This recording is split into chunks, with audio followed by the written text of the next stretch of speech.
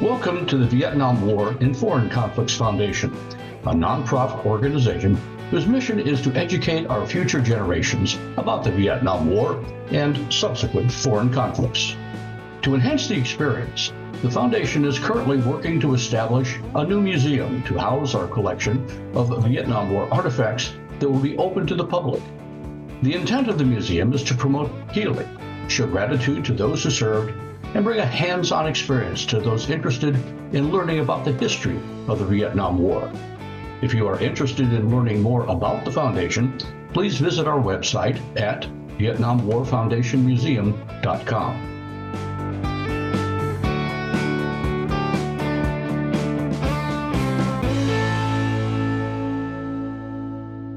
Kristin Hannah is the award-winning #1 New York Times best-selling author of more than 21 novels. Her latest novel, The Women, has been on the New York Times bestseller list for 40 weeks and is the best-selling book of the year so far. Her last book, The Four Winds, was the biggest-selling hardcover fiction title of 2021, and her international blockbuster, The Nightingale, won the coveted People's Choice Award for Best Fiction and was a selection of the Reese Witherspoon Book Club in 2023, and named a Best Book of the Year by Amazon, iTunes, BuzzFeed, The Wall Street Journal, Paste, and The Week. In 2018, The Great Alone became an instant New York Times #1 bestseller, as did The Four Winds when it was published in February of 2021, as well as becoming #1 on the Wall Street Journal, USA Today, and the Indie Bookstore's bestseller lists. It was selected as a book club pick by both the Today Show and the Book of the Month Club, which named it the best book of 2021. Firefly Lane, her beloved novel about two best friends, was the #1 Netflix series around the world in the week it came out. The Women is a beautiful historical novel that educates the public of the experiences of women in Vietnam. It is an epic story about a distressing period in history and centers around Frankie. Raised in privilege, 20-year-old Frankie is eager to find purpose and quickly grows from a naive woman to a skilled operating room nurse. But war is just the beginning for Frankie and her veteran friends.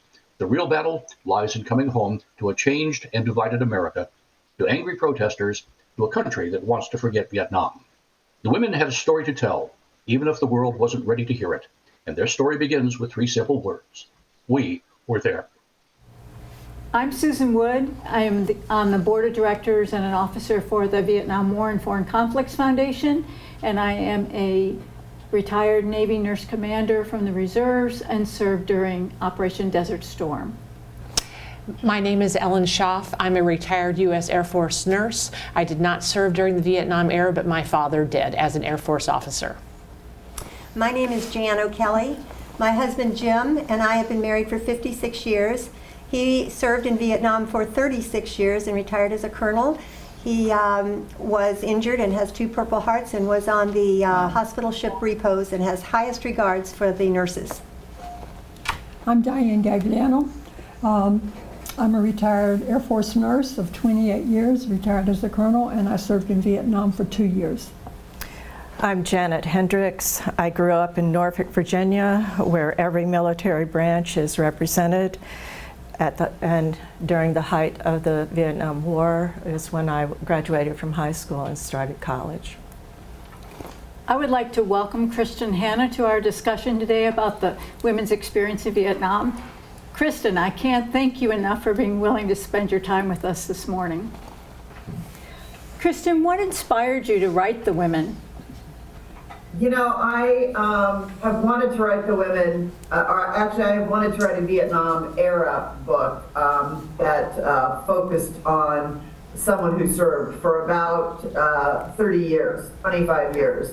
And I think it's because I was a child during the Vietnam War, but my good friend, I lived in a really small town in Washington, and my good friend's father was a pilot. And he served in Vietnam, and he was shot down and was missing. And so, as you guys know, obviously, we wore those POW bracelets. So I got my first POW bracelet when I was 10 years old with his name on it and the date that he was shot down. And, you know, obviously the idea was to wear bracelets until he came home. and he never did. So I wore this bracelet for years, and so the reminder, the very physical reminder of the war was sort of with me all the time. And in fact, when the internet finally came about, one of the first things I did was check and see if he was still missing, which he was.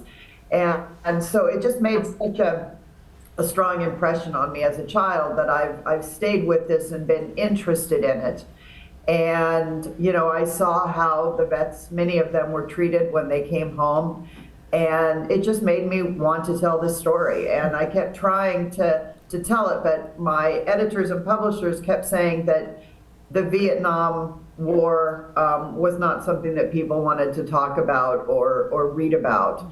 And so I kept putting it off, and I think growing up, growing older, finding my voice as a woman, and it was really during the pandemic that I realized that the nurses were what I was interested in. And so it was, in March of 2020 that I began writing this novel. Wow. It is such an incredibly beautiful novel. Kristin, I'm really curious as far as what type of research you did to conduct, to end up developing these various characters, and are they based, or you're portraying the experience of the women during Vietnam so accurately. As having been there for the 2 years, I was really quite surprised. Your accuracy was just right on target. Oh, thank you so much. That really means a lot to me. It was obviously a big undertaking to research this novel. I was lucky, and you'll see in the back of the novel, there are several books that I sort of resource listed back there, and there have been some amazing nurse memoirs that were very inspirational and important to me. My character of Frankie is not based on anyone. She's very much kind of a collective. She stands in, I think, for the young, inexperienced nursing graduate who went off to Vietnam for all kinds of reasons, but often because she had come from a proud military family and wanted to serve, which I think I don't think you become a nurse unless you want to serve. And so I think you've got that personality and that remark trait. And so I researched for a year, and then I began to write my story. And it wasn't until the second year, when I finished the first draft of this book, that I realized fully, first of all, how important I thought it was going to be, and what an amazing story these nurses have to tell, and also how much I fell in love with this character. And that's when I realized, okay, people are going to be reading this who actually experienced it. I need some help. I need to make sure that what I have imagined at least closely parallels what happened. And so again, back to the internet, which now you can do almost anything on, I started looking for a nurse who had served to be my advisor and sort of mentor. She became a mentor.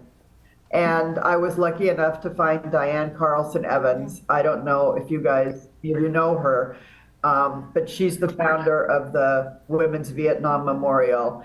And she has become a really close friend and a mentor. We kind of say, I think my mother somewhere put us together somehow. And she's been just a gift in this whole process. I think you kind of answered one of my questions, but are any of your characters based on real people? Or are they all fictional? No, they're actually all fiction. But the interesting thing about it is, I was just speaking about Diane. So she read the book, and she said, "Oh, is so-and-so her friend?" I don't remember now. I think it was Annie. She thought that she was exactly like her friend Annie. And then Doug Moore read my book, who was a medevac pilot, and he gave me some insight. And he sent me a picture of his friend who had served who was a black nurse named Barb. And, she said, she's exactly like your Barb. So hopefully, they remind people who served of women they knew over there, but none of them are actually inspired by any one person. They're really inspired by the experience. What message do you hope readers take away from reading your book?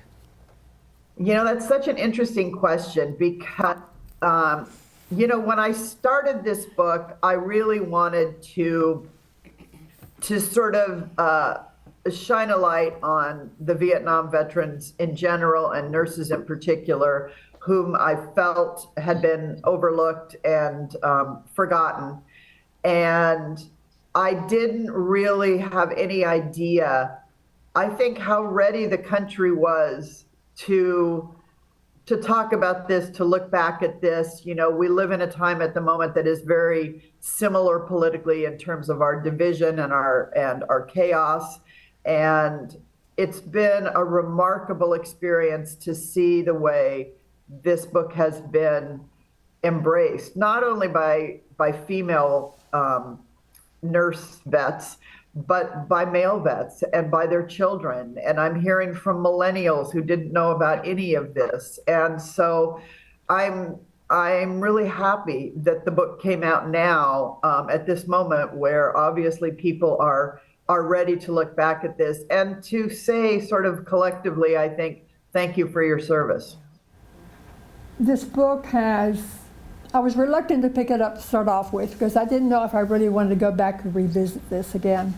But that had inspired me to read 4 other books that you referenced in the back.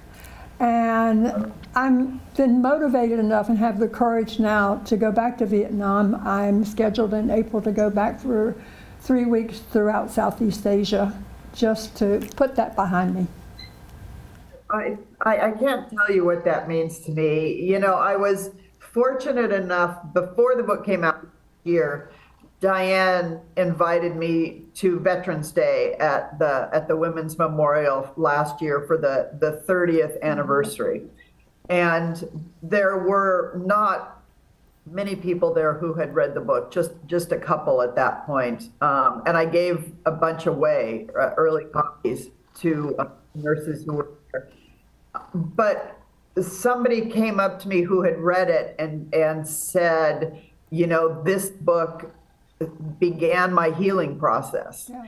And it was such an amazing and humbling moment.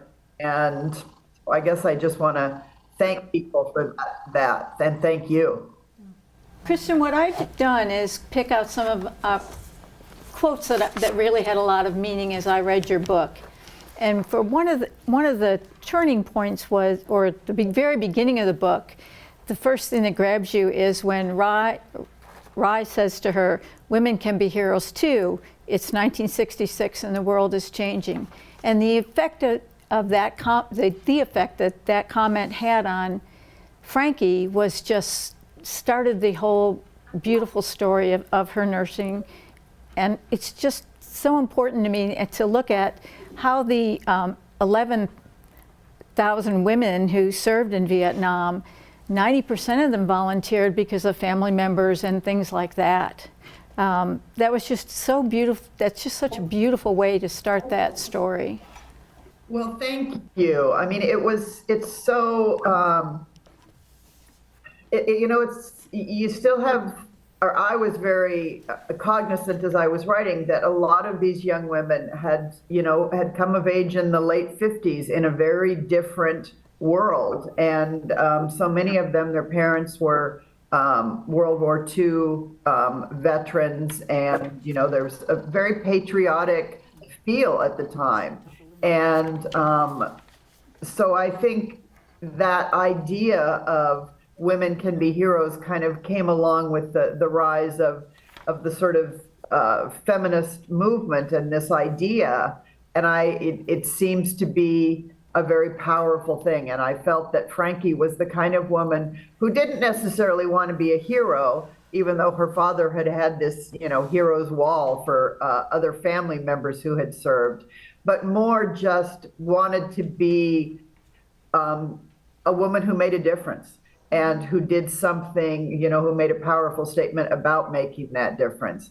And I think that's much more realistic than women can be heroes. But I think if Rye hadn't said that to her, it would never have occurred to her that she could serve too. I agree. Well, I think for many of us who did serve there, we were there because we wanted to make a difference and, just be part of it. But I will tell you also, I thought, well, this will make for a great adventure. Well, that was a poor idea. It's not the place to go do an adventure, but it was a life-altering experience. It gave you such the bonds that you formed with your other members in your squadron. You're so committed, and it was a major growth time for all of us that were there. It's interesting. I read, of course, in those books, adventure a lot of times. And so I knew that was a strong component, of it, especially in, the earlier years of the war. And it was really fun as a novelist, realizing and sort of trying to capture what you're talking about. And I think the real beating heart of this book is the friendship between the three nurses and how, even after the war, they are there for each other. They are support. They are in some ways soulmates for each other. And when I was at the Veterans Day thing at the memorial, it was so moving to see these women at their own memorial.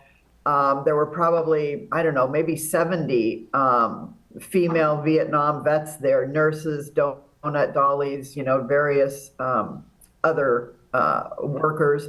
And to see them coming back together and laughing and crying, hugging, and telling their stories to the public and their children and their families, it was so powerful. And I just thought, boy, we've seen so many examples of male bonding during war. Mm-hmm. It was really great to be able to show, women bonding under those circumstances and then maintaining those friendships for their lives. The next quote that I had to talk about was, "Thank God for a girlfriend in this crazy, chaotic, divided world that was run by men. You could count on the women." You said that so well. Ellen? I just wanted to say, too, I think you have opened up a whole new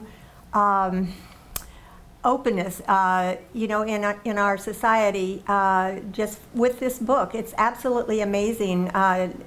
One of the ladies on the panel, whom I did not know, the first thing I thought of when she said she was a nurse there, I had to ask her if she's read your book. And she had. And it's just amazing to me how wonderful it is that people are talking and women especially are opening up, and I thank you for that. I'm hearing an awful lot from women who are finally asking their dad about his Vietnam service as well. So I think it's causing or engendering conversation about people that were alive during this period, some that served, some that didn't, and kind of getting a whole conversation going, which is, I'm loving it. Well, definitely, it has opened it up for, I think, our whole society to go back and revisit or to rethink, to reappreciate, but also I think for us to be far more compassionate for future wars and future veterans that will be serving our country. Yeah, absolutely. And I think one of the messages of the book very strongly is how we need to care for our veterans and their families, but how we need to care for them when they come home, because it was very clear that the Vietnam vets did not get the care that they deserved and that they needed. So very true. And the fact that even when they sought care, that that men said to her, said to them that there weren't any women there, and yet they were in rehab. There were all these injured people. Who did they think was taking care of them? It was just. Well, I heard Diane say to someone, because I kept reading that in the book, that women were told there were no women over there, whether it was the VA or other vets or whatever. And I kept thinking to myself, well, this can't be true. There have been nurses, you know, in war as long as there's been a war, I think. And I heard someone say to a vet, well, if you never saw a woman in Vietnam, you were lucky. Exactly. Because it meant that you weren't wounded. And so I think it's just somehow easy, historically, to forget women's presence everywhere. We tend not to write the history books. We tend not to be the ones telling the stories. And so for about the last 15 years, I've really been focused on repositioning women back into the historical landscape and telling our stories for ourselves, for our daughters, and, you know, to remind people of really how tough and resilient and courageous women are. And I think there's honestly no better example of it than, you know, the nurses who served in Vietnam. One other area that I thought you covered really well was about the disconnect between the news that the people at home were hearing, the protests that were going on there, and what the nurses were doing. The quotes I pulled were, the protests made them feel like their sacrifices meant nothing, or worse, that they were doing something wrong. And the other one that I loved was, can't they support the warriors and hate the war? Our men are dying over here every day in support of their country. Doesn't that matter anymore? It's heartbreaking, isn't it? I mean, It was. It really is. And I guess, you know, all I could do was show this and show the pain that it caused and the difficulty. I will say that in the past year, while I've been hearing, you know, from vets about and their children about their response to this book, I have also heard an awful lot from women, especially, who were protesters during this era, and it is making them rethink this exact question. Like, we should have protested. We felt right to protest. We were proud of saying we shouldn't be in this war, but they are ashamed now that they didn't make things talking about. The question was how we were treated, or not we, but the people coming home, the men and women coming home. And for one, my husband was treated terribly. He was spit upon. The first breakfast he had in San Francisco after leaving Vietnam and landing in California, he was having breakfast and a bunch of protesters came up and dumped his breakfast all over his uniform. And he and another fellow, they got in a fight and they were arrested. And but the policeman took them down and back in the day it was called Martinizing. They got their uniforms all cleaned up and he said, I'm not going to charge you. I just had to break up the situation. But it was a horrible time. And even when we were married, we were told not to say anything, not to bring up the Vietnam War whatsoever. And we didn't do that. We did, because it was a part of our lives. And but thank you very much for what you have done to open this up in this discussion and to make it something that we're proud of now, very proud, and very patriotic. And it's a good time for our country now. Thank you. Thank you. I mean, I can't tell you how much I love hearing that. You know, I got a letter from somebody from the Seattle Times, an email, I guess, not a letter, but an email from someone from the Seattle Times the week after the book came out. And he said, you know, you really need to go back and do your research. The Vietnam vets were not treated like this. Nobody ever flipped them off. Nobody ever spat on them. This has been proven to be a lie. Oh my God. And I thought, no, you need to do your research. Yes. You know, I'm not going to pretend that we as a country didn't, in some instances, treat vets this way, because that's just more pretense and more forgetting. That's right. Exactly. Yeah, well, it's very interesting, though, the transition many of my friends made coming back. The nurses who came back and only had, went immediately into the civilian sector, they really had a lot of trauma, much more trauma than those of us who stayed in the military, so you're surrounded by a familiar family that supported the war, were part of the war. So that would make a real difference. At least it did for my civilian friends, and as you depicted in your book. I think one of the important things for me was the way that you painted the picture of PTSD and how horrible that was at the time. And the Vietnam War veterans that were coming back with this horrible trauma, it wasn't even a medical diagnosis until the 1980s. And it was their suffering that led to it being recognized as a true mental health issue that needed specialized care. And so I think that's one of the many points I thought you did a gorgeous job bringing out to the public and understanding. Thank you. I mean, that was obviously very important to me, and I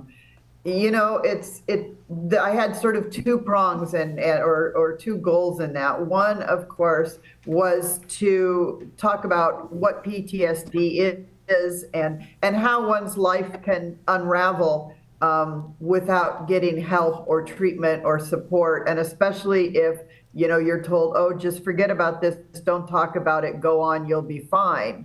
In the context of how the country was treating them. But it was also, for me, I had written a book many years ago called Homefront about a female Black Hawk pilot who deployed. And I remember in writing that novel, one of the things that really affected me was her saying, well, we weren't in combat. And so here's this woman who's flying a helicopter, who's getting men out who are under fire. She is being fired at, as the helicopter pilot, and saying, but that's not combat. And so I was really aware of this idea that women were told, well, you can't have PTSD because you weren't in combat and you didn't hold a gun. And so I really wanted to show, and that's, I think, why the surgical and the Vietnam section is so visceral and so relentless, because I really wanted to say my personal opinion, which is, if you don't think these women were in combat, I don't think you're paying attention.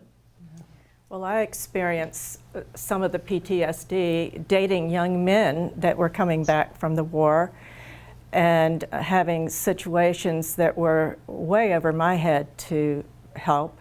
And it was a helicopter pilot that had a very traumatic incident where his co-pilot was shot and killed in the helicopter at the time while he was trying to pick up men. And so the women that were involved in that, I can't even begin to imagine. Kristin, I want to respect your time and thank you so much for all that you've done here. And just close with, remembrance matters.